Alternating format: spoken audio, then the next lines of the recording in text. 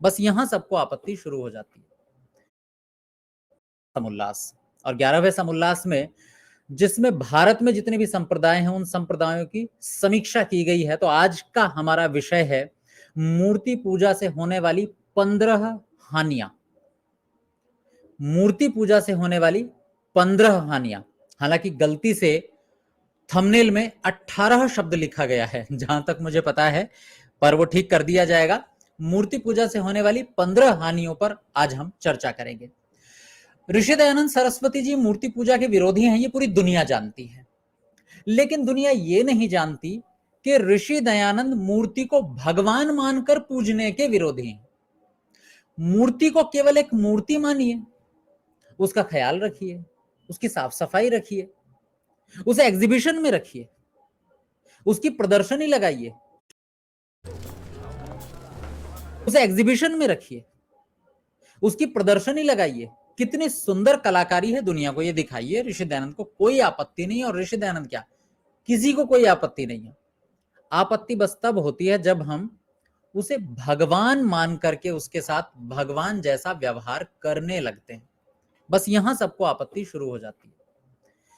तो इसी आपत्तियों पर ऋषि दयानंद सरस्वती जी के जो विचार हैं कि वो 15 हानियां जो गिना रहे हैं मूर्ति पूजा से, आइए देखते हैं वो 15 हानियां कौन कौन सी हैं। जो लोग जुड़े हुए हैं उनसे निवेदन है, वीडियो को लाइक कर दीजिए, चैनल को सब्सक्राइब कर दीजिए। आपके मन में कोई प्रश्न हो कमेंट बॉक्स में लिख दीजिए, और अगर आप हमें सहयोग करना चाहते हैं तो डिस्क्रिप्शन में बैंक अकाउंट की डिटेल है, स्लाइड में फोन नंबर भी लिखा हुआ है, आप हमें सहयोग भी कर सकते हैं। आइए चलते हैं सत्यार्थ प्रकाश के 11वें समुल्लास पर, जहां से 15 हानियां, 15 नुकसान कहूं तो उर्दू भाषा का शब्द है वैसे।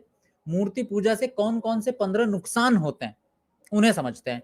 क्योंकि लोग यही कहते हैं, हमेशा उनका प्रश्न यही रहता है सदैव कि मूर्ति पूजा ठीक है हम करते हैं, आपका क्या जाता है। वो यही पूछते हैं ना, तुम्हारा क्या जाता है, हमारी मर्जी हम कर रहे हैं सो कर रहे हैं, और हमारे जीवन में कुछ आ नहीं रहा तो जा भी तो कुछ नहीं रहा, तो करने दीजिए। तो ऋषि दयानंद कह रहे नहीं, आपका नुकसान तो व्यक्तिगत है ही, समाज का भी नुकसान है, समाज की भी हानि है। इसलिए उस समाज की और व्यक्तिगत हानि देखते हुए मूर्ति पूजा छोड़नी बहुत आवश्यक है, और सच्चे ईश्वर की उपासना बहुत आवश्यक है। आइए देखते हैं। तो मूर्ति पूजा से होने वाली सबसे पहली हानि जो कि हमने कल देखी थी, क्या हानि है, मन स्थिर नहीं हो पाता। सबसे पहली बात, मूर्ति पूजा से मन कभी भी ईश्वर में नहीं लग सकता। एक समस्या, ये व्यक्तिगत हानि है। जा रहे हैं, समय व्यर्थ कर रहे हैं, सोच रहे हैं कि भगवान में मन लगाएंगे, मन किसी एक प्राकृतिक जगह पर लगा हुआ है, मटेरियल वाली जगह पर लगा हुआ है, भगवान पर नहीं लगा हुआ। तो पहला कारण, पहली हानि तो ऋषि दयानंद कल ही बता चुके थे, कल की कक्षा में, कि मन स्थिर नहीं होता कभी भी ईश्वर में। ईश्वर अनंत है, अगर ईश्वर में मन लगाना है तो फिर इन मूर्तियों से पीछा छुड़ा करके और अनंत ईश्वर में मन को लगाना पड़ेगा, तो स्थिर होगा। क्योंकि मूर्तियां तो साइज वाली होती हैं, आकार वाली होती हैं। आंखों ने देख लिया, फिर दूसरे को देखने की इच्छा होगी, तीसरी मूर्ति को देखने की इच्छा होगी, किसी व्यक्ति को देखने की इच्छा हो जाएगी, ईश्वर से दूर हो गए हम। दूसरी हानि, करोड़ों रुपया, आज से 150 साल पहले ऋषि दयानंद लिख रहे हैं, करोड़ों करोड़ों रुपया। आज की अगर मैं अर्थव्यवस्था के अनुसार कहूं तो अरबों रुपया, अरबों खरबों रुपया, कई खरब रुपया मंदिरों पर खर्च होता है, और जो देने वाले लोग हैं वो दरिद्र हो जाते हैं। यानी कि जो हमारी मेहनत की गाढ़ी कमाई है वो व्यर्थ जाती है। क्यों व्यर्थ जाती है? क्योंकि जिस मंदिर को हम बना रहे हैं, देखिए मैं एक बार दोहरा देता हूं, दक्षिण में कुछ मंदिर बने हुए हैं जो कि ईश्वर की सृष्टि को समझाते हैं। उसमें पद्मनाभ मंदिर भी एक है, कोणार्क का सूर्य मंदिर उनमें से एक है। तो वो दरअसल ज्योतिष को समझाते हैं, वो खगोल विज्ञान को समझाते हैं, वो सही हैं। ऐसे मंदिर बनने चाहिए, इस तरह की वेधशालाएं बननी चाहिए, उनका विरोध नहीं है। लेकिन ये जो नए नवेले मंदिर बनते जा रहे हैं, आजकल मैं एक एड देख रहा हूं, विज्ञापन देख रहा हूं, लगातार यूट्यूब पर आ रहा है, जिसमें स्कॉन के जो यहाँ के गुरु हैं, नाम उनका कुछ इसी तरह का है, बाबा करके जो भी है, दास करके, मुझे उनका नाम अभी याद नहीं आ रहा है, उनका लगातार विज्ञापन आता रहता है। द्वारिका में मंदिर बना दिया है, इनका इतने पैसे खर्च हो गए हैं, इतने और दे दो। अब सोचिए अरबों खरबों रुपया उसमें लग चुका है। वो एक व्यक्ति गूगल पर, यूट्यूब पर विज्ञापन दे रहा है, सोचो विज्ञापन देने में कितना रुपया खर्च होता होगा। तो एक वो रुपया खर्च कर रहा है तो सोचो आ कितना रहा होगा। और वो कहां से जा रहा है? लोगों की गाढ़ी कमाई से जा रहा है। लग किस चीज में रहा है? जिसका कोई आउटपुट निकल करके नहीं आएगा, कोई आउटपुट नहीं है उसका। अगर कोई आप ऐसा स्थान बनाए गांव गांव में जहां लोग बैठ करके ध्यान उपासना कर सकें, एक जगह बैठ करके पंचायत में बात कर सके बड़े बुजुर्ग लोग किसी मुद्दे पर, जहां बैठकर हवन कर सके, सभाएं हो सके, किसी की बारात ठहराई जा सके, आप लगाइए ऐसी जगह धन। आपको यज्ञशाला बनानी है, बनाइए, कुछ तो हो वहां। लेकिन आप ऐसी जगह पैसा जा रहा है हमारी जेब से निकलकर जिसका कोई परिणाम नहीं मिलने वाला। क्योंकि देश की अर्थव्यवस्था देखो कैसे चलती है। हम अपनी कमाई में से कुछ प्रतिशत सरकार को या किसी को भी देते हैं, उससे सड़कें बनती हैं, उस पर चिकित्सालय बनते हैं, उससे शिक्षा व्यवस्था होती है, उससे हमारी सुरक्षा व्यवस्था होती है, सेना की उससे पूरी की पूरी आय दी जाती है, तो ये मतलब वेतन दिया जाता है। तो ये सारा का सारा जो व्यय हमारी जेब से होता है, पर इसका लाभ भी होता है। हम सुरक्षित रहते हैं, हमें चलने के लिए सड़क मिलती है, Can't sleep? हमें चलने के लिए सड़क मिलती है, हमें पढ़ने के लिए विद्यालय मिलते हैं, यूनिवर्सिटीज मिलती हैं, विश्वविद्यालय मिलते हैं, हमें चिकित्सालय मिलते हैं। ये सारी सुविधाएं हमें सरकार की ओर से मिलती हैं। अगर हम किसी धार्मिक संस्था को दान देते हैं, जैसे कोई शिक्षण संस्था है, गुरुकुल है, या कोई समाज की सेवा करने वाली संस्था है, तो उसका भी एक परिणाम निकल के आता है। बच्चे पढ़ रहे हैं, नागरिक जो है वो शिक्षित हो रहे हैं, उसका एक परिणाम निकल के आया। लेकिन ये जो खरबों रुपया केवल सीमेंट में खर्च कर दिया, जहां कोई नहीं बैठता, कोई नहीं बैठता, कोई ध्यान नहीं कर सकता, क्योंकि ध्यान के लिए तो एक अलग हॉल बना हुआ होता है, उसकी केवल मूर्तियों की नक्काशी पर, भव्यता पर, पत्थरों पर इतना अरबों रुपया खर्च होता है, खरबों रुपया, कि जिसका यूजलेस, जीरो, शून्य परिणाम निकल के आता है। ये दूसरी सबसे बड़ी हानि। और ये केवल व्यक्तिगत हानि नहीं है, ये पूरे समाज की हानि है, क्योंकि एक परंपरा बन जाती है, फिर लोगों को देना ही पड़ता है। तो आम जनता दरिद्र हो जाती है, मंदिर बहुत अट्टालिकाओं जैसे तैयार हो जाते हैं, और जो मंदिर के पुजारी हैं वो हो जाते हैं प्रमादी, आलसी। बैठे बैठाए मिल रहा है ना, कहावत चलती है ना, जिसे मिले यूं वो करे क्यों। अरे जिसे बैठे बैठाए मिल रहा है वो काम क्यों करे? तो ना तो वो किसी को पढ़ाते, न सिखाते, न उपदेश करते। उपदेश भी उतना ही करेंगे जिनसे दान आता रहे, बाकी एक व्यक्ति को उपदेश करेगा, उससे सब प्रभावित होंगे, बाकी सब खाली खाएंगे। तो एक ये समस्या होती है।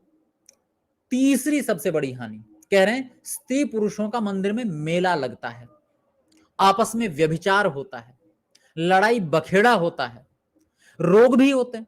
कोरोना जैसे रोग तो आपस में मिलने से ही होते हैं। अब इन 3-4 बातों, व्यभिचार होता है, लड़ाई बखेड़ा और रोग, इन पर लोग प्रश्न कर सकते हैं, व्यभिचार क्या मंदिरों में ही होता है, बाकी जगह नहीं होता? होता है, बिल्कुल होता है, पर उससे मंदिर बदनाम नहीं होता है। मंदिर जैसा शब्द जो धर्म और भावनाओं से जुड़ा हुआ है, वो कभी बदनाम नहीं होता। और फिर आप कहेंगे फिर तो लोग मंदिर में ही इकट्ठे होते हैं क्या? लोग तो आर्य समाज में भी इकट्ठे होते हैं, लोग तो सभाओं में भी इकट्ठे होते हैं, लेकिन वहां वो उपदेश सुन रहे होते हैं, वहां उनके बैठने की व्यवस्था होती है। वहां जब वो सुन रहे होते हैं तो व्यस्त होते हैं, इधर उधर कुछ नहीं कर रहे होते। लेकिन जो मंदिर ऐसे बने हुए जिनमें कोई व्यवस्था नहीं है, धक्का मुक्की इतनी होती है। हम तो गए हैं ना, जो जम्मू में आगे कटरा में बना हुआ है वैष्णो देवी मंदिर, हम गए हैं वहां पर। मतलब पूरे रास्ते में खूब लोग जा रहे हैं, लड़के लड़कियां, रास्ते में एक जगह रुकना होता है, सब वहीं सो रहे हैं। अब कोई मतलब कुछ को छोड़ करके सब ऐसे ही, मतलब कोई इसको देख रहा है, कोई उसको देख रहा है, क्योंकि कोई नियम थोड़ा ही है। बड़े लोग फिर भी भावनाओं में जाते हैं, वो नियम बांध करके जाते हैं कि चलो भैया धार्मिक स्थान पे जा रहे हैं, कुछ नहीं करेंगे। तो ये बड़ी अव्यवस्था होती है, कोई समझाने वाला नहीं, कोई टोकने वाला नहीं। मैं ये नहीं कह रहा धार्मिक स्थलों पर नहीं जाना चाहिए, लेकिन वहां जहां से कुछ सीखने को मिले। अब वहां मंदिरों में कुछ सीखने को नहीं मिल रहा। लड़के लड़की लाइन में लगे हुए हैं, धक्का मुक्की चल रही है। मुख्य लाइन में तो फिर भी स्त्री और पुरुषों की अलग अलग पंक्ति बना दी जाती है, लेकिन उससे पहले स्नानागार जो है वो बिल्कुल खुले हैं, उनमें कोई ऊपर से देख सकता है, नीचे से देख सकता है। अब तो शायद अच्छी व्यवस्था हो गई हो, पता नहीं, लेकिन वहां भी ये समस्या होती है। आप हरिद्वार में जाएंगे, मतलब मैं स्पष्ट हृदय की, मतलब सच्ची बात बता रहा हूं, हरिद्वार में जो घाट हैं, उन घाटों पर स्त्री पुरुष दोनों एक साथ नहाते हैं। धार्मिक मान्यता है। लेकिन जो अधिकतर लड़के वहां घूमने जाते हैं वो केवल इसलिए जाते हैं कि कुछ स्त्रियां लड़कियां नहाती हुई मिल जाएंगी, बस देखने के लिए। मतलब सोचिए, बोलने में मुझे गंदा लग रहा है भी गंदी बात, लेकिन सत्यता है ये। तो मंदिर बनने चाहिए यज्ञशाला के लिए, हवन करने के लिए, शिक्षण संस्थाएं खोलने के लिए बनने चाहिए। केवल यूं ही धक्का मुक्की के लिए तो व्यभिचार होगा, पहली बात। दूसरी बात, लड़ाई बखेड़ा होगा, बिल्कुल होता है। पहला तो संपत्ति पर झगड़ा होता है, उसकी संपत्ति को लेकर झगड़े चलते रहते हैं। दूसरा, व्यक्तियों में धक्का मुक्की होती, भीड़ बढ़ती है, वहां झगड़ा होता है। तो ये भी एक समस्या, हालांकि बहुत अधिक मात्रा में नहीं है, पर एक संभावना तो है ही पूरी पूरी। जब भीड़ इकट्ठी होगी, वो भी बिना किसी नियंत्रक के, कि कोई समझाने वाला नहीं है, नियम समझाने वाला, तो होगा। और तीसरी बात, रोग। अरे भाई, कहीं काम हो तो जाइए, भीड़ में भी जाइए, कोई काम ही नहीं है, जबरदस्ती इतने लोग इकट्ठे हो रहे हैं, तो रोग होंगे। ऑक्सीजन पर्याप्त मात्रा में नहीं मिलेगी, धक्का मुक्की जब होगी तो। अब एक ही गर्भगृह में सैकड़ों लोग एक साथ जा रहे हैं, तो किसको ऑक्सीजन मिलेगी? रोग भी होंगे। तो ये तीसरी समस्या, तीसरी बड़ी हानि। चौथी हानि कह रहे हैं कि वही व्यक्ति धर्म, अर्थ, काम और मोक्ष को प्राप्त होता है जो सही रूप में ईश्वर की उपासना करता है। पर समस्या कहां जन्म लेती है कि व्यक्ति मूर्ति पूजा करने वाला बस मूर्ति को के आगे अगरबत्ती घुमाने और दीपक जलाने और उसके माथे पर तिलक लगाने और उसको अपने घर की बनी मिठाई खिलाने में, खिलाना तो क्या होगा, उसके मुंह पे चिपड़ देते हैं बस यूं। उसके आगे नारियल चढ़ा देते, वो नारियल घूम घाम के फिर आ जाता है दुकान पे। पर इतने नारियल कहां जाएंगे? मंदिरों पे इतने नारियल आप चढ़ा रहे हैं, तो घूम घाम के फिर दुकान पे आ जाते हैं। वो एक नारियल सैकड़ों बार बिकता है। ये मंदिर मस्जिदों की ये जो दरगाह है उनका यही सच्चाई है, यही असलियत है। एक नारियल 1000 बार बेच सकते हो आप, और किसी बाजार में नहीं बेच सकते, यहां बेच सकते हो धार्मिक स्थानों पर। तो कह रहे हैं व्यक्ति इसी को धर्म भी मान लेता है। अर्थ, काम और मोक्ष, जो 4 पुरुषार्थ बताए गए हैं, मनुष्य के 4 उद्देश्य बताए गए हैं, धर्म करना बताए गए हैं, धर्म करना, अर्थ अर्थात अपने जीवन की आजीविका कमाना, कामनाएं, इच्छाएं पूरी करना, और अंत में मोक्ष तक पहुंचना, ये 4 पुरुषार्थ बताए गए हैं। व्यक्ति बस मूर्ति के आगे दिया जलाने में ही इन सबको मान लेता है कि बस होगा ये सारे काम, और फिर क्या करता है, वो पुरुषार्थ रहित हो जाता है। फिर वो भूल जाता है धर्म। उसे लगता है बस मंदिर की सीढ़ियों से धर्म शुरू होता है और उतरते समय मंदिर की सीढ़ियों पर धर्म समाप्त। इसके बाद गाली गलौच, उसके बाद शराब, मांस, गांजा, अफीम, लड़ाई झगड़ा, ठगी, चोरी, दुकानदार में कम तोलना ज्यादा, तो ये सब चलेगा, बस सीढ़ियों तक है। नवरात्रे आएंगे जी, प्याज लहसुन नहीं खाएंगे। अच्छा भाई, बाकी दिन? नवरात्रे आएंगे, मांस नहीं बनेगा, बाकी दिन? मूर्ति पूजा से सबसे बड़ी समस्या ये, आदमी धर्म को बस सीमित कर देता है, यहां तक। अर्थ, धन का सदुपयोग नहीं करता बिल्कुल भी, धन को सही रूप में नहीं कमाता। उसको लगता है कि धंधे को धर्म के साथ नहीं जोड़ना चाहिए। क्यों? अरे धर्म तो मूर्ति तक सीमित है ना, तो धंधा धर्म के साथ क्यों जुड़ेगा? धंधे में होती है गलत काम। फिर कामनाएं उसे नहीं पता होता मुझे कौन सी पूरी करनी है, कौन सी नहीं करनी है। बात वही, व्यक्तिगत इच्छाओं को धर्म के साथ मत जोड़िए, क्योंकि धर्म तो मंदिर में कैद है। और फिर मुक्ति का तो कोई कहना ही क्या, मुक्ति तो भूल ही जाइए, मिलेगी नहीं। तो व्यक्ति इन 4 पुरुषार्थों से रहित होकर अपने मनुष्य जन्म को व्यर्थ गंवा देता है। ये चौथी समस्या, चौथी हानि मूर्ति पूजा से, कि व्यक्ति धर्म, अर्थ, काम और मोक्ष बस मूर्ति पूजा को समझ लेता है, और उससे कुछ मिलना तो है नहीं, तो व्यर्थ हो जाता है पूरा जीवन। 5वीं बड़ी हानि कह रहे हैं, बहुत प्रकार की विरुद्ध स्वरूप नाम चरित्र युक्त मूर्तियों के पुजारियों का ऐक्यमत नष्ट हो जाता है। क्योंकि बहुत तरह की अलग अलग स्वरूपों वाली मूर्तियां बनती हैं, नाम भी अलग अलग होते हैं, चरित्र भी अलग होते हैं। यानी कोई, जैसा कि आज प्रचलित है, गणेश की मूर्ति अलग होगी, हनुमान की अलग होगी, शिव की अलग होगी, विष्णु की अलग होगी। अब आप जाकर किसी से पूछोगे भैया किनको मानते? जी मैं तो हनुमान को मानता हूँ, बालाजी जाता हूं, मैं हनुमान का भक्त हूं, बस मंगलवार को मैं नहीं खाता मांस वांस, बाकी दिन क्या है? नहीं मैं तो शिव का भक्त हूं जी, सोमवार को मैं बिल्कुल कुछ नहीं करता। कहां से आए हो जी? अभी बस काशी होकर के आए, बाबा जी के दर्शन करके। बाकी मैं तो जी हनुमान का हूं। अच्छा तू हनुमान का? अरे हनुमान तो खुद शिव के भक्त है, तुम कहा हनुमान के भक्त हो? हम हैं शिव के भक्त, तुम्हारे तुम्हारे भगवान के भी भक्त हैं हम तुमसे बड़े हैं।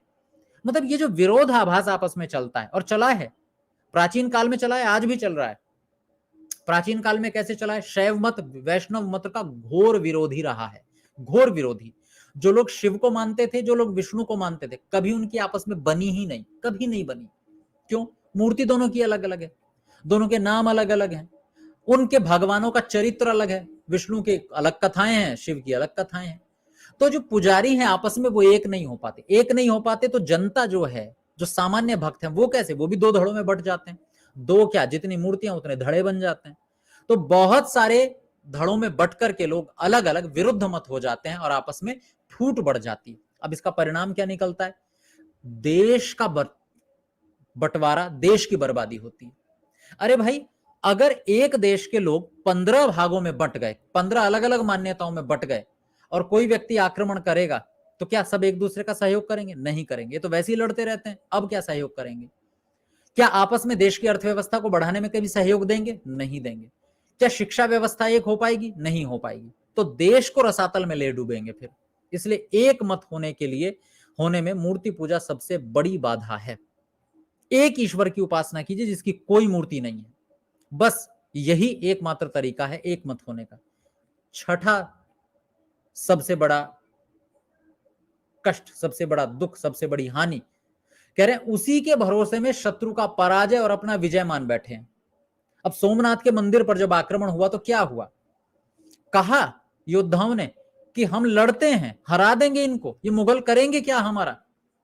पुजारी कहता नहीं, बैठे हैं ना बाबा, मंदिर में मूर्ति है ना, आप कुछ मत करो, ये सब संभाल लेंगे अपने आप। भगवान की मूर्ति को कोई हाथ तो लगा के दिखाए, बर्बाद हो जाएगा। अब वो आया, आकर के उसने तोड़ करके सारा सोना लूट करके ले गया। थोड़ा बहुत हल्का फुल्का युद्ध हुआ, पुजारी को सबसे पहले उसने मारा कि अच्छा यही था ना जो भविष्य बता रहा था, सबसे पहले पुजारी को मारा उसको।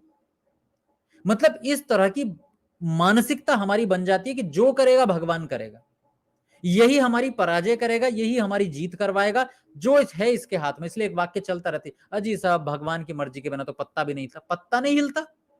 आदमी पकड़ के गर्दन हिला गया तुम्हारी, देश हिला गया आपका, पत्ता नहीं हिलता है?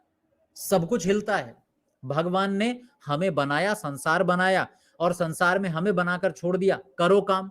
हमारे जिम्मेदारी छोड़ दी है, कुछ हमारे जिम्मे इस संसार को छोड़ा है, तुम्हारी दुनिया चलाओ अपने आप। अब ये भगवान की जिम्मेदारी नहीं है कि कौन हारेगा कौन जीतेगा।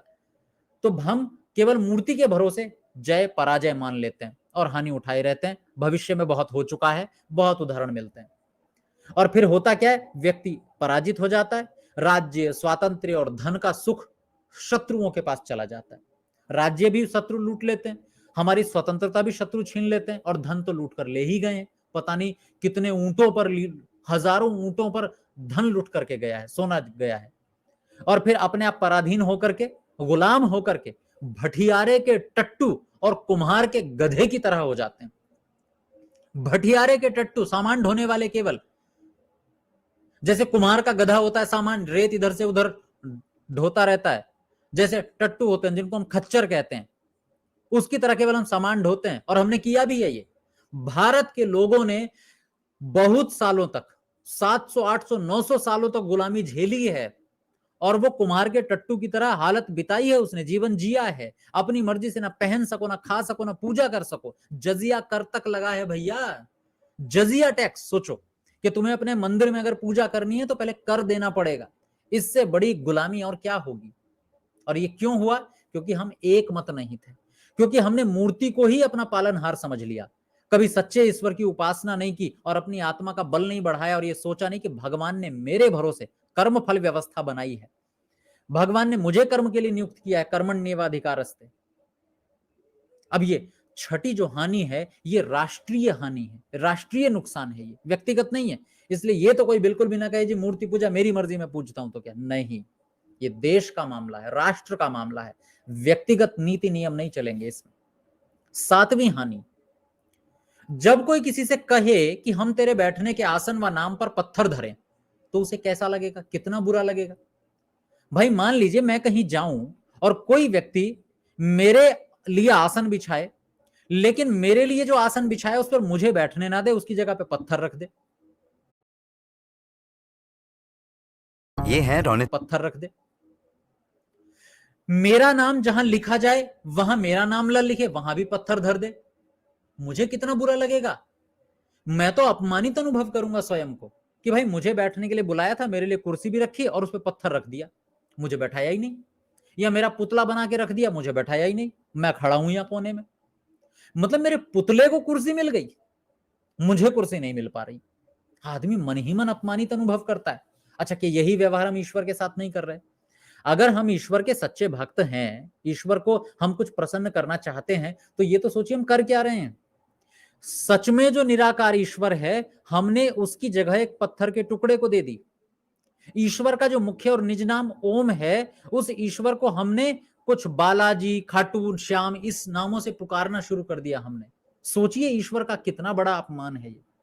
हमने भगवान की जगह एक पत्थर को रख दिया, ईश्वर के नाम के स्थान पर भी किसी पत्थर का नाम जपने लग गए हम। ये कितना बड़ा अत्याचार, अपराध हम ईश्वर के साथ कर रहे हैं, और फिर हम कहते हैं हम ईश्वर की भक्ति कर रहे हैं, हम ईश्वर को प्रसन्न कर रहे हैं। भूल जाइए, सपने में भी कभी ईश्वर प्रसन्न नहीं हो सकता हमसे, क्योंकि हम ऐसा ही कर रहे हैं।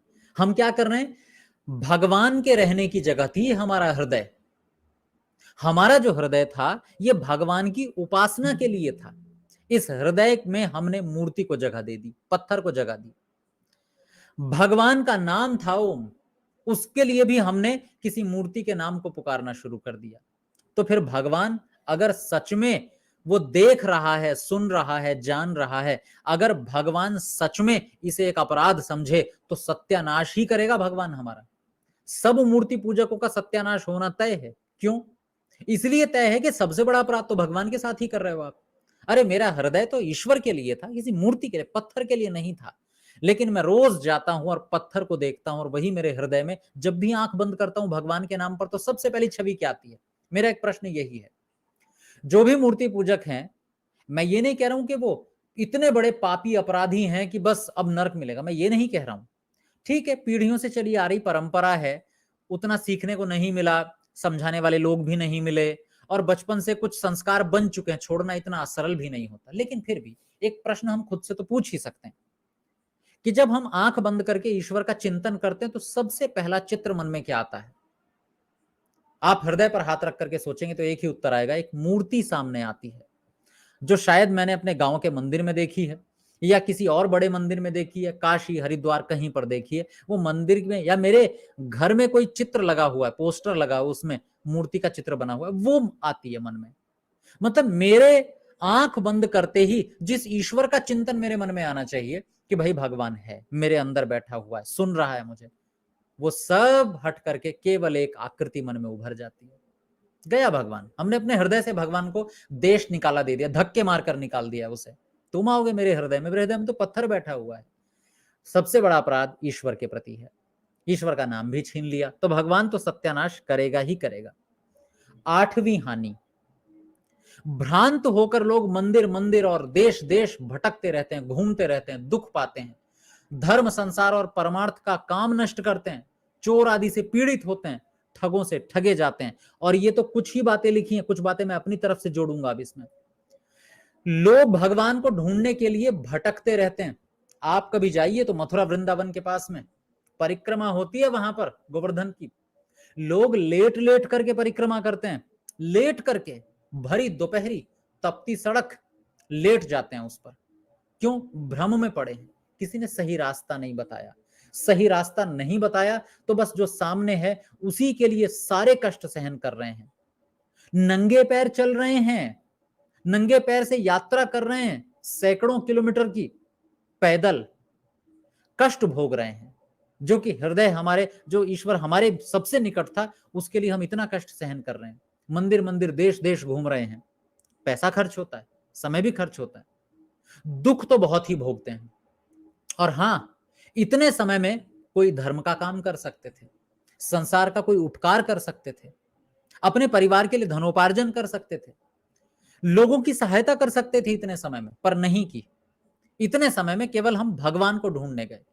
अगर आप प्रकृति के दर्शन करने जा रहे हैं तो जाना चाहिए, देशाटन के लिए घूमने जा रहे हैं तो जाना चाहिए, लेकिन उससे हमें कुछ मिलता तो है, जानकारी मिलती है। जहां से हमें कुछ मिलना ही नहीं, उसके लिए समय व्यर्थ न गंवा करके इससे अच्छा तो हम कोई लोगों की सहायता करें, उन्हें पढ़ाएं, धर्म के काम करें, सहायता करें एक दूसरे की, उपकार करें औरों पर, किसी भूखे को भोजन करा दें। इतने में तो ऋषि की भावना तो देखो कितनी सुंदर है। वो ये नहीं कह रहे कि आप मंदिर ना जाओ तो घर खाली बैठ जाओ, नहीं, वो कह रहे हैं कि धर्म के काम करो, कुछ अच्छे काम करो, किसी को कुछ अच्छा कार्य सिखा दो, किसी को के घर हवन ही करवा दो, अपने घर ही यज्ञ कर लो। और हाँ, एक समस्या और बहुत बड़ी होती है, चोर आदि से तो पीड़ित होते हैं, चोरियां तो होती हैं, बहुत चोरियां होती है, जो भी जाते हैं धार्मिक स्थलों पर कहीं जेब कटती है, सामान चोरी हो जाता है, सबके साथ होता है। और सबसे कॉमन बात, मंदिर से बाहर आओ तो सबसे पहली सबसे बड़ी समस्या चप्पल चोरी हो जाती है। किसी भी बड़े मंदिर के बाहर आप कभी भी चप्पल खुली छोड़ करके नहीं जाएंगे, ये दावा है हमारा। और जाएंगे तो पूरी पूरी संभावना है कि वापस आएंगे तो चप्पल तो नहीं मिलेगी, कम से कम चप्पल जूते गायब। इसलिए आपने देखेंगे कि अगर मंदिरों के आसपास इतनी ही भगवान की शक्ति होती है, भगवान की शक्ति सब जगह बराबर है, लेकिन वहां अगर खास होती है तो मंदिर के दरवाजे के बिल्कुल बाहर कुछ दुकानें होती हैं, और जैसे ही आप मंदिर के पास जाएंगे लोग चिल्लाना शुरू कर देंगे, आइए आइए जूते चप्पल यहां उतारिए। आप जूते चप्पल उतारना शुरू कर देते हैं, अरे फ्री में है साहब, पैसे नहीं लगेंगे, निःशुल्क है, उतार दीजिए, बस जाइए, हम ध्यान रखेंगे। और जब आप जाने लगते हैं, नहीं महाराज महाराज प्रसाद तो यहीं से लेना पड़ेगा। आप कहेंगे नहीं जी मैं प्रसाद तो नहीं चढ़ाऊंगा, तो बोले चप्पल भी उठा के ले जाओ, यहां से चप्पल निःशुल्क है, ध्यान हम रखेंगे, प्रसाद यहां से ले जाना पड़ेगा। प्रसाद खरीदोगे तो कितने का, 200 रुपए का, 250 रुपए का। अरे चप्पल की निगरानी में ज्यादा से ज्यादा 10 रुपए लगते हैं, उसके चक्कर में आपने 200-250 रुपए का प्रसाद खरीदा है ना, भी 200-250 का 100 का ही खरीदा हो। मतलब कुल मिला के ये जो चप्पल हम बिना निगरानी के खोलना पसंद नहीं करते मंदिर के बाहर, अब बताओ कौन भगवान सुरक्षा कर रहा है, किस भगवान की शक्ति मंदिर के बाहर काम कर रही है। ये दुकान वाले भी जानते हैं कि चप्पल गायब हो जाएगी इसकी, और हम भी जानते हैं चप्पल गायब हो जाएगी, मिलेगी नहीं, चोरी होती है। और इससे भी बड़ी बात, जो शायद आप लोग सहमत होंगे कि नहीं होंगे, देश में जितनी दुर्घटनाएं होती हैं यात्रा में, हाईवे पर जितनी दुर्घटनाएं होती हैं, उनमें से लगभग लगभग आधी दुर्घटनाएं केवल और केवल कहीं किसी मंदिर में जा रहे लोगों की, किसी तीर्थ स्थान पर जा रहे थे जी गाड़ी में, और गाड़ी की दुर्घटना हो गई। अपने स्वयं के मतलब मैंने पिछले 1-1.5-2 महीने पहले घटना सुनी थी कि हमारे स्वयं के जो संबंधी थे उनमें से कुछ लोग यात्रा पर जा रहे थे, खाटू श्याम वगैरह जा रहे थे। पता चला कि खाटू श्याम जा रहे थे तो नींद आ रही थी, या फिर शायद गाड़ी का पंचर वंचर हो गया, कुछ इसी तरह की गाड़ी खराब हो गई, नहीं चली तो बीच में रोक ली, दुर्घटना हो गई। मैं ये नहीं कह रहा हूं कि दुर्घटना वैसे नहीं होती है, लेकिन बिना बात के अगर हम सड़क पर निकलने से बचेंगे, सोचिए जो लोग बिना बात के कहीं खाटू श्याम जा रहे हैं, कहीं बालाजी जा रहे हैं, कहीं कहीं जा रहे हैं, और भर भर के जा रहे हैं, एक गाड़ी में अगर 4 लोगों की कैपेसिटी है तो वहां पर 10 मतलब 8-10 लोग भर के जा रहे हैं, एक गोद में बैठेगा जी, एक इधर बैठ जाएगा जी, एक बीच में खड़ा हो जाएगा जी, इतने लोग जा रहे हैं। सोचिए कोई दुर्घटना हो जाए तो, होती है, रोज अखबारों में सूचनाएं निकलती हैं, समाचार निकलते हैं, वहां इतने लोग जा रहे थे मंदिर में दर्शन के लिए, दुर्घटना हो गई। ये एक बड़ी समस्या है, इसको कौन रोकेगा, कुछ तो रोका जा सकता है ना, कम से कम आप जाइए, घूमने के लिए भी जाइए, पर बिना व्यर्थ के जाने से तो बचिए ना, कुछ तो कमी आएगी इन दुर्घटनाओं में। तो ये 8वीं बड़ी हानि, 9वीं हानि, जब हम दुष्ट पुजारियों को धन देते हैं, दुष्ट पुजारियों को, अच्छे पुजारियों की बात नहीं कर रहा, वैसे पुजारी कोई अच्छा हो भी नहीं सकता, अगर कोई अच्छा व्यक्ति है तो वो पढ़ता है, लिखता है, पढ़ाता है। पौराणिकों में भी जो अच्छे विद्वान लोग हैं ना, समझदार, तो वो सच में ग्रंथों को पढ़ते हैं और दूसरों को पढ़ाते हैं, वो ये केवल अगरबत्ती घुमाने का काम नहीं करते कभी। और आप धार्मिक स्थलों पर देख लीजिएगा, तीर्थों पर, सरोवर के पास में, नदी के पास में, तालाब के पास में, जहां पर लोग चढ़ावा चढ़ाने आते हैं, खूब लोग मिलेंगे, तिलक लगाए, आ जाओ महाराज आ जाओ, हमारा पीछे से आके तिलक कर देंगे, ले है गए तिलक, तिलक कितने रुपए का हुआ है जी, हो गया बस निकालो 500 रुपए, तिलक हो गया आपका। और मैंने तो अभी कुछ दिनों पहले ये भी सुना था कि एक व्यक्ति आया और आकर के कुछ अपने परिवार के बारे में कुछ उसको करना था, और उसने जो भी क्रियाक्रम करना था, कुछ गतिविधि करनी थी, वो संस्कार वगैरह करवाया, पूरी जानकारी ले ली पंडित ने, और जैसे था उसने कहा, ए महाराज आओ, तुम्हारा नाम ये है, हाँ, पिताजी का नाम ये है, हाँ, ये करने आए थे जी, हाँ, घर में ये लोग रहते हैं, हाँ। उसे लगा ये बड़ा पहुंचा हुआ सिद्ध पुरुष है। अरे भाई जो अभी तू बता के आया ना नीचे, वो सारी की सारी जानकारी तेरे से पहले पहुंच चुकी है यहाँ, अब ठगा जाएगा वो कहेगा निकालो पैसे, चढ़ावा चढ़ाओ, तुम्हारी अभी बताते हैं समस्याओं का समाधान, देता है पैसे। तो जब हम दुष्ट पुजारियों को धन देते हैं, वे उस धन को खर्च कहां करते हैं भला? मेहनत से कमाया गया धन व्यक्ति बड़े संभल संभल के खर्च करता है, और बिना मेहनत के, बिना परिश्रम के किया हुआ धन किस किस काम में जाता है? ऋषि दयानंद गिना रहे हैं, वेश्या, परस्त्री गमन में, वेश्यावृत्ति में जाता है, परस्त्री गमन में जाता है, शराब पीने में जाता है, मद्य में जाता है, मांस खाने में जाता है, बहुत से पुजारी ऐसे मिलेंगे जो शराब पीते हैं, मांस खाते हैं। वो इसीलिए क्योंकि व्यर्थ बिना कुछ किए मिल गया ना। लड़ाई बखेड़ों में व्यय होता है फिर वो धन, जिससे दाता का सुख का मूल नष्ट होकर दुख होता है। यानी जिसने धन दिया है उसने धन गलत जगह पर दिया, उस धन का उपयोग गलत स्थान पर हुआ, तो एक तरह से पापी तो हम भी हुए ना, देने वाले। अरे मैंने ना समझी में किसी को धन दिया, उस धन से किसी ने अपना चरित्र गिरा लिया, किसी ने शराब पी, किसी ने मांस कटवा के एक जानवर को मार के खाया, लड़ाई बखेड़ा किया, क्या मैं अपराधी नहीं हूं? अरे हूं भैया, 100% मेरा भी अपराध शामिल है उसमें, मैं भी अपराधी हूं। क्योंकि मैं नहीं देता तो क्या वो इतने सारे व्यर्थ के कार्य, अपराध के कार्य करता? नहीं करता। 10वीं बड़ी हानि, माता पिता जो माननीय लोग हैं, सम्मान्य लोग हैं, उनका अपमान और पत्थर की मूर्तियों का सम्मान करके हम कृतज्ञ हो जाते हैं। अधिकतर लोग ऐसे होते हैं, घर में माता पिता भूखे बैठे हैं, उनका ध्यान नहीं रखेंगे। बहुत सारे लोग, सब नहीं पर बहुत ऐसे होते हैं, और घर में पकवान बना करके ले जाएंगे। कहां जा रहे हैं? मंदिर में चढ़ावा चढ़ा के आएंगे। माता पिता तरस रहे हैं, बहुत दिनों से कह रहे हैं मेरे लिए ला दो, पता नहीं, मंदिर में जाएंगे, दान खूब सारा चढ़ के आएगा।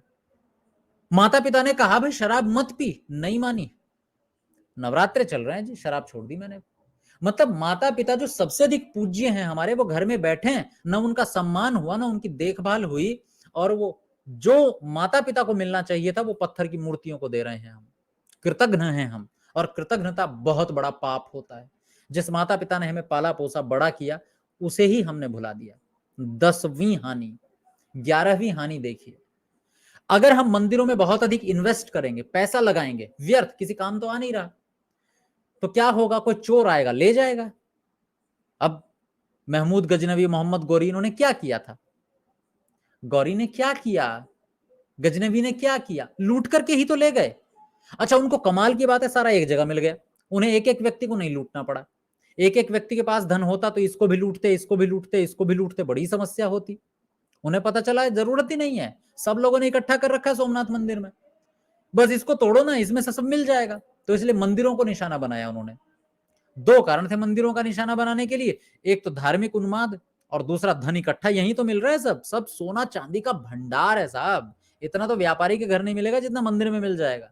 अभी भी मंदिरों के गर्भगृह खोल करके देख लीजिए, अथाह धन संपत्ति। यही हाल मजारों पर भी है, यही हाल दरगाहों पर भी है, अथाह अकूत संपत्ति है, इकट्ठा किया कराया मिल रहा है। तो चोर ले जाते हैं, फिर बैठे रहते हैं लोग, हा हा करके रोते हैं। 11वीं समस्या। अब 12वीं समस्या सुनिए, 12वीं हानि, पुजारी परिस्त्रियों के संग और पुजारिन पर पुरुषों के संग से दूषित हो जाते हैं। क्योंकि क्योंकि खाली रहते हैं, कोई काम नहीं करते, खाली रहते हैं, कोई काम नहीं करते। पुजारी और पुजारिन, आप जाकर के देखिए काशी में, काशी की सबसे बड़ी समस्या यही है। तो पुजारी और पुजारिन जो एक साथ रहेंगे, ब्रह्मा कुमारी, मैं ये नहीं कह रहा कि वहां ऐसा होता है, पर क्या संभावना नहीं है? है, पूरी संभावना है साहब। ओशो के शिविर में तो खुला चलता था ये। अब एक जगह जो लोग रहेंगे, क्या उनमें भावनाएं नहीं पनपेंगी? पनपेंगी। तो एक ये भी समस्या हो सकती है। सब पूछते हैं डोंट यू गेट, नहीं पनपेंगी, पनपेंगी।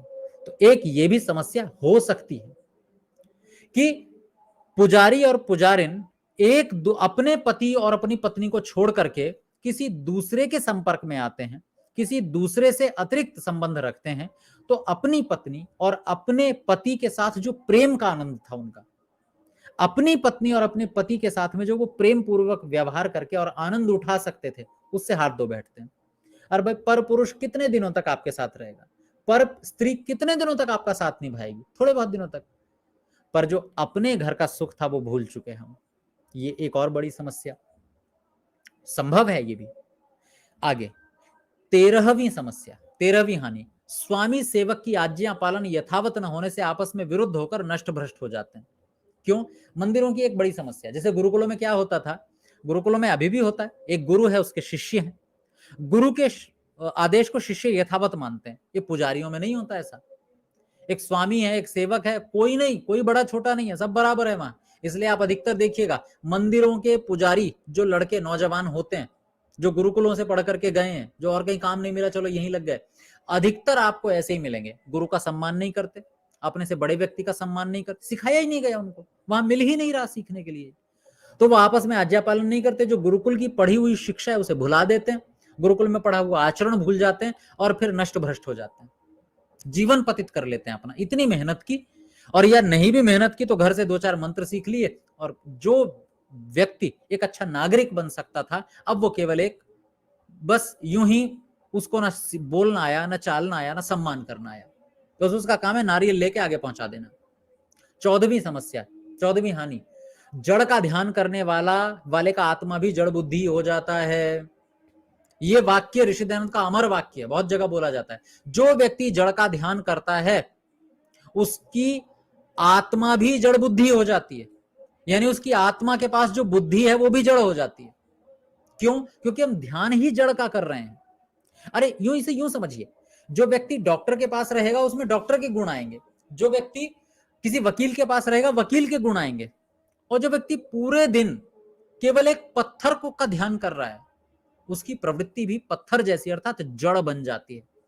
फिर वो कुछ क्रिएटिव सोच नहीं पाता, फिर वो कुछ अच्छा नहीं सोच पाता, फिर वो ईश्वर के लिए सच्चा उपासक कभी बन ही नहीं पाता।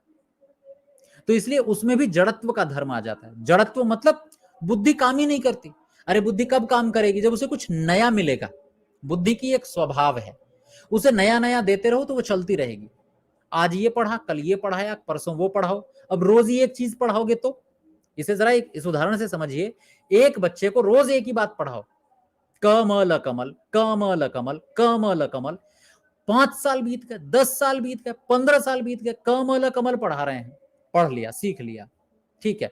अब उस बच्चे को जरा कोई काम दो 15-20 साल बाद, अब वो नागरिक बन गया है, अब उसे कोई अच्छा वेतन पर नौकरी मिल जाएगी, मिल भी गई तो वो क्या करेगा? उसे काम दिया जाएगा, वो कागज पे लिखा कमल कमल, उसका मैनेजर बोलेगा भैया ये क्या लिख रहे हो कमल कमल? बस यही तो सिखाया है। अरे भैया कमल कमल नहीं लिखना, कोई हमें अपने अच्छा कोई कार्यक्रम करना है, उसके लिए स्क्रिप्ट तैयार करो, अच्छा सा कोई लेख लिखो, कमल कमल। अरे भैया खुद सोचो ना, सिखाया ही नहीं गया उसे सीख कुछ नया करना। क्यों नहीं सिखाया गया? क्योंकि उसे एक ही काम लगातार दिया गया। बुद्धि को आदत ही नहीं पड़ी कुछ नया करने की, बुद्धि को प्रैक्टिस ही नहीं करवाई, कभी भी ट्रेनिंग नहीं दी बुद्धि को नया नया सीखने की। रोज एक ही मूर्ति ध्यान में आ रही, रोज एक ही मूर्ति ध्यान में आ रही, बुद्धि तो जड़ होगी होगी। लेकिन जब हम ईश्वर के बारे में चिंतन करते हैं, सच्चे ईश्वर के बारे में, तब क्या होता है? ईश्वर के एक गुण पर चिंतन किया, ईश्वर न्यायकारी है, तो दूसरे गुण पर चिंतन किया, ईश्वर सर्वव्यापक है, तीसरे गुण पर चिंतन किया, ईश्वर दयालु है, चौथे गुण पर चिंतन किया, ईश्वर सर्वरक्षक है।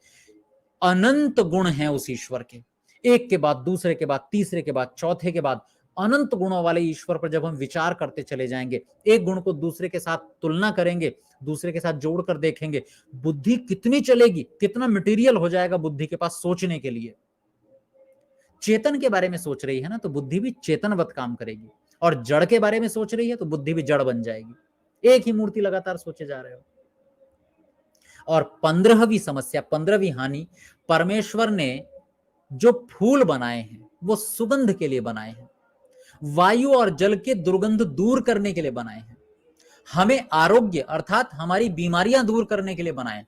ईश्वर ने पत्ते, पुष्प, फूल, जो भी पेड़ पौधे सब जो बनाया है ना, वो दरअसल सुगंध के लिए बनाया है, वायु जल की शुद्धि हो इसलिए बनाया है, हमारे रोग दूर हो इसलिए बनाया है। मूर्ति पूजा करने वाला क्या करता है? अब उसने से तो मूर्ति पूजा करनी है ना, सुबह सुबह जाके सबसे पहले वो क्या करेगा? घर आंगन के बाहर जो अभी फूल खिला है, जो देखने में बहुत सुंदर लग रहा है, ईश्वर की अद्वितीय अनुपम कृति है, वो कोई नहीं उगा सकता उस फूल को, उसका रंग, उसकी गंध, उसके में औषधीय गुण वो अद्वितीय है, वो ईश्वर को अनुभव करने का सबसे बड़ा साधन है। आप बाहर खिलते हुए फूल को देखो, उसमें ईश्वर को अनुभव कर लो, हो जाएगा। लेकिन पुजारी क्या करता है? मूर्ति पूजा क्या करता है? बड़ी बेरहमी से उसे तोड़ देता है। मतलब भगवान की बनाई हुई चीज मंजूर नहीं। भगवान की पूजा करने चले हैं, लेकिन सबसे पहले भगवान की रचना को तहस नहस करके जाएंगे, सबसे पहले इस पर लात मार के चलेंगे। अरे भगवान ने फूल खिलाया, खिला रहने दो ना। अच्छा, उस फूल से किसी का सम्मान भी तो नहीं हो रहा। चलो किसी मनुष्य के ऊपर डालो और मनुष्य प्रसन्न हो जाए, तब भी बात थोड़ी सी समझ में आती। पत्थर पे डाल रहे हो जिसको अंदर कोई फीलिंग ही नहीं है, अनुभूतियां ही नहीं है, उसे अच्छा बुरा लगेगा ही नहीं बिल्कुल भी। उसके लिए तुम फूल की पंखुड़ी डालो कि मिट्टी डालो, उसके लिए दोनों बराबर है, उसे कोई फर्क नहीं पड़ता। सुगंधी वाली चीज डालो कि कीचड़, उसे कोई फर्क नहीं पड़ने वाला। पत्थर है वो। तो भगवान का बनाया हुआ जो फूल है ना, उसमें ईश्वर को अनुभव कीजिए। उसने जो इतनी अच्छी सुंदर रचना की है, सबसे पहले उसी को तोड़ेंगे, उसी का कचूमर निकालेंगे और फिर कहेंगे भगवान के पास जा रहे हैं हम, भगवान की पूजा करने। तो जो भगवान ने बनाया है, पुजारी उसी को तोड़कर नष्ट करते हैं और फिर उसे मंदिर में डाल देते हैं। अब समस्या क्या होती है? फूल में सुगंध तब तक रहती है जब तक वो पेड़ से जुड़ा हुआ रहता है, थोड़ी देर बाद तक रहती होगी, उसके बाद उसकी सुगंध समाप्त। लोग ये कह सकते हैं जी मंदिर में ले जाके रखते हैं, मंदिर में सुगंध फैल जाती है। अरे भैया, मंदिर की हालत की तो पूछो ही मत आप। पैरों के बीच में आते हैं फूल, पैरों के नीचे, और पैरों के नीचे आ करके, क्योंकि फूल ऐसा तो है नहीं किसी जगह फेंके जाते हैं बाबा फूल, और वो पैरों के नीचे आ करके कीचड़ बन जाता है उनका। जो फूल सुगंधी दे रहा था अभी 1 घंटे पहले, अब वो पैरों के नीचे आकर के कीचड़ बन करके सुगंधी तो क्या देता, उल्टा दुर्गंधी और देने लगा, बीमारियों का कारण और बन गया। उसमें जो रोगाणु है वो पनप गए, रोगाणु पनपे, बीमारियां फैली। कमाल है, उल्टा कर दिया हमने शीर्षासन कर दिया भगवान का।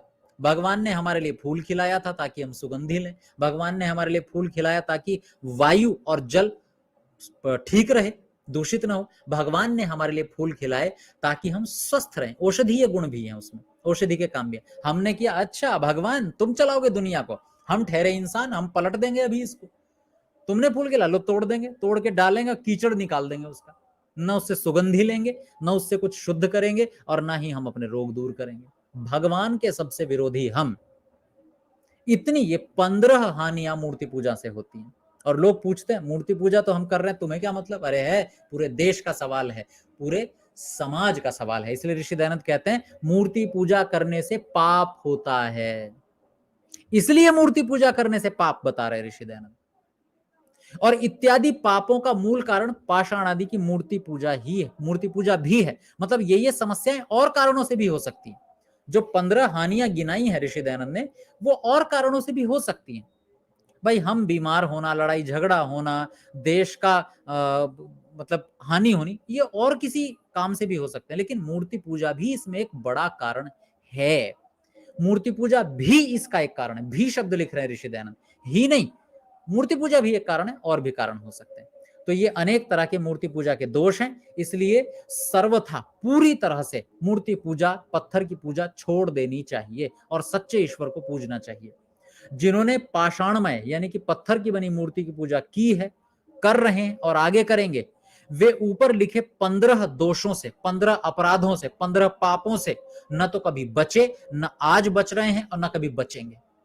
सीधा सा ऋषि दयानंद का मानना है, जो लोग पत्थर की बनी मूर्ति की पूजा करते हैं भगवान के नाम पर, भगवान को छोड़कर, वे ऊपर लिखे 15 अपराध, 15 पापों से न तो कभी बचे हैं, आज तक नहीं बचे कभी, न आज बच रहे हैं, न कभी भविष्य में बचेंगे। इसलिए जितना जल्दी हो सकता है छोड़िए इस मूर्ति को, भगवान के नाम पर भगवान को पूजिए। अगर किसी के मन में आ ही रहा है मूर्ति बनाने का, तो अपनी कलाकारी दिखाइए, किसी मनुष्य की मूर्ति बनाइए, कुछ और अच्छा बनाइए और उसको प्रदर्शनी में रखिए, एग्जीबिशन में रखिए, उसे भगवान बनाकर मत बेचिए, ठगी है भगवान के नाम पर ही। तो ये ऋषि दयानंद की भावना जो हमने अभी पढ़ी, आज की इस कक्षा को हम यहीं विराम देते हैं। मेरा निवेदन है, जो लोग जुड़े हुए हैं वीडियो को लाइक कर दीजिएगा, चैनल सब्सक्राइब कर दीजिएगा, और हाँ, आज आप यदि हमारा सहयोग करना चाहते हैं, आर्थिक सहयोग, ताकि ये कक्षाएं चलती रहें, तो आप हमें नीचे डिस्क्रिप्शन में बैंक अकाउंट की डिटेल लिखी है, स्लाइड में फोन नंबर भी लिखा हुआ है, पेटीएम, फोन पे, जैसे भी आप सहयोग करना चाहते हैं कर सकते हैं। आप ही के कारण ये कक्षाएं लगातार चल रही हैं। और मन में कोई प्रश्न है तो आपके कमेंट बॉक्स में भी आप लिख सकते हैं, मैं प्रयास करूंगा जितना संभव हो सकता है थोड़े समय में उत्तर देने का। महेश बारी जी का प्रश्न है कि जी महाभारत युद्ध के समय इतने सारे लोगों के भोजन का प्रबंध कैसे होता था? देखिए, ये प्रश्न ऐसे हैं जो बिल्कुल व्यावहारिक हैं और जिनका उत्तर मैं तुक्का लगा के ही दे सकता हूं, तो इसलिए इन प्रश्नों का कोई उत्तर नहीं होता और इनको जान के हम करेंगे भी क्या, कोई कुछ प्रयोजन सिद्ध नहीं होता। जी, और सिद्धार्थ जी का कहना है ओम संयोरभिस्रवन्तु नः है या संयोरभिस्रवन्तु नः, इसमें से क्या उच्चारण ठीक है? देखिए, संयोरभिस्रवन्तु, ये दोनों ही दरअसल अशुद्ध है, र पूरा होना चाहिए, संयोरभिस्रवन्तु नः। तो जो है र पूरा होना चाहिए, दोनों ही अशुद्ध है, मुझे दोनों ही एक जैसे लग रहे हैं, दोनों में कोई अंतर नहीं लग रहा। आगे अंशु सिरोही जी कह रहे हैं आचार्य जी जानकारी के लिए एक और, कि एक व्यक्ति सवाल करता है दूसरे को नीचा दिखाने के लिए, तो जो व्यक्ति नीचा दिखाने के लिए सवाल करता है तो क्या वह पाप की श्रेणी में आएगा? बिल्कुल। दूसरे के मनोबल को गिराना, दूसरे की मानसिकता को नीचे गिराना, ये अपराध है, निश्चित रूप से पाप वृत्ति में आएगा। अगर जानबूझकर ऐसा किया जा रहा है तो ऐसा नहीं करना चाहिए। सुखदेव आर्य जी का कहना है आचार्य जी प्रज्ञा अपराध से कैसे बचा जाए? सब पता होते हुए भी यह हमारे लिए सही नहीं है, उसके बाद भी हम क्यों करते हैं? संस्कारों के कारण, उर्दू भाषा में कहूं तो आदत के कारण। हमने संस्कार बना लिए हैं ऐसा करने के, तो हमें पता होते हुए भी हम गलत करते हैं। क्यों? क्योंकि स्वभाव बन चुका है। ठीक वैसे जैसे किसी को बिस्तर पे बैठे बैठे, कुर्सी पे बैठे पैर हिलाने की आदत पड़ जाती है, वो पता है उसको नहीं हिलाना चाहिए, फिर भी पैर हिलेगा अपने आप। स्वभाव बन गया है, संस्कार बन गया है। तो हमें संस्कारों को रोकना है, तो क्या करना होगा? हमें नए संस्कार बनाने होंगे, अच्छे वाले। जैसे किसी को बहुत ज्यादा गीत सुनने की आदत है, तो अच्छे संस्कार बनाइए। जब भी गीत सुनने का मन करे, फोन रखो एक तरफ, मित्र से बात करने लग जाओ, दोस्त से बात करने लग जाओ, कुछ टहलने निकल जाओ कहीं पर, नए संस्कार बनाओ, फिर वो नए संस्कार पुरानों पर हावी हो जाएंगे। यही एक तरीका है। अगर गलत आदतें हैं तो नई आदतें बनाइए, यही एक बहुत सरल तरीका है जी। बाकी तो बहुत सारे प्रश्न हैं आपके, और अभी 9:22 हो गई हैं। मुझे नहीं लगता इतनी जल्दी इन सबका उत्तर दे पाऊंगा मैं, तो एक काम करता हूं, आपके सारे प्रश्न नोट कर लेता हूं, कल की कक्षा में यथासंभव इन्हीं का उत्तर दिया जाएगा। कल नए किसी प्रकरण पर चर्चा नहीं करेंगे हम, आपके प्रश्नों को लेकर ही चर्चा की जाएगी। चलिए कक्षा को यहीं विराम देते हैं। आप सबका बहुत बहुत धन्यवाद, आभार। कल पुनः मिलते हैं। ओम शांति।